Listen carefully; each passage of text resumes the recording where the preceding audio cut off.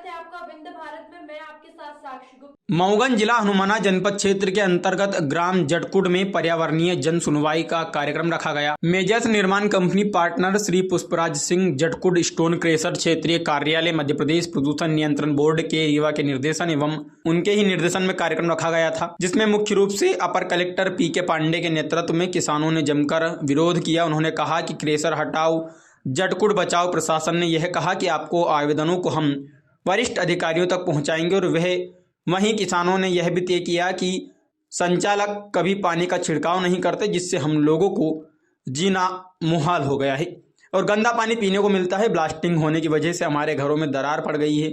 वहां के स्थानीय तहसीलदार एसडीएम मिलकर जमीनों का अधिग्रहण करने वाले हैं, पर सीमांकन होगा। वहीं क्रेशर के मालिक पुष्पराज सिंह ने कहा कि मुझे इन किसानों की जमीन का किसी प्रकार का कोई लालच नहीं है। अगर किसान कहते हैं तो अपना सीमांकन कर ले, मैं उनकी जमीन छोड़ दूंगा। क्रेशर लगाया हूं, बंद थोड़ी करूंगा। टैक्स भरता हूं और शासन के नियमों का पालन करूंगा।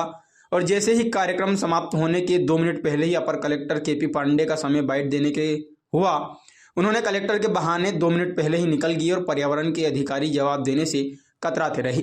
उन्होंने कहा कि मैं अधिकृत नहीं हूं बाइट देने के लिए। ऐसे में भाजपा की सरकार में वरिष्ठ अधिकारी बाइट देने से मीडिया से कतराते हैं। वह किसान, बेगा समाज और पटेल समाज के सैकड़ों आवेदन प्रशासन क्रेशर मालिक के खिलाफ पड़े हैं। पीएम जनमन योजना के तहत जो बैगा जातियां हैं, इनके लिए जो मतलब आवास की जो पोर्टल है, ये अभी जो आवास का पोर्टल खुला था, जिसमें संपूर्ण जातियों का सर्वे हुआ था।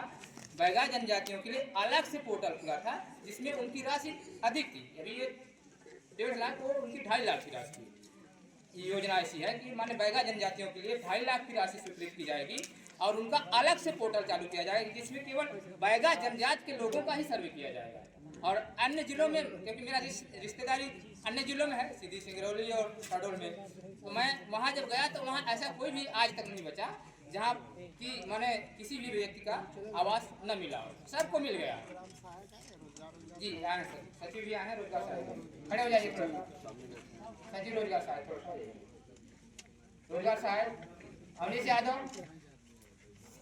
नमस्कार करता हूँ। मीडिया सर, ये दिक्कत यहाँ है कि ये ज़मीन खरीदे साकेत भाइयों की।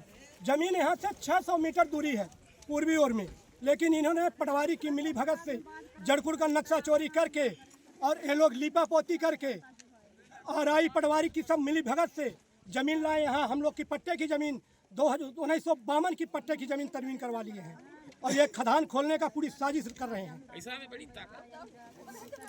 यहाँ पे जो भी प्रशासनिक अधिकारी आए थे वो क्या कुछ किए बात आपसे? हाँ, बात किए हैं, आश्वासन दिए हैं, खदान नहीं खुलेगी।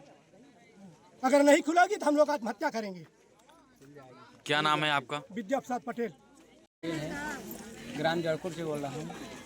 ये लोग ज़मीन उल्टा सीधा खरीद के कहीं पे नक्शा, कहीं पे तरमीम करा के जोर जबरदस्ती और दादागिरी के साथ क्रेशर खोल लेते हैं और उल्टा सीधा बोलते हैं, मारने की भी धमकी देते हैं। हमारे घर में भी पत्थर आया, कई बार आया। मैं ब्लास्टिंग होती है तो? हाँ, ब्लास्टिंग होती है। मेरे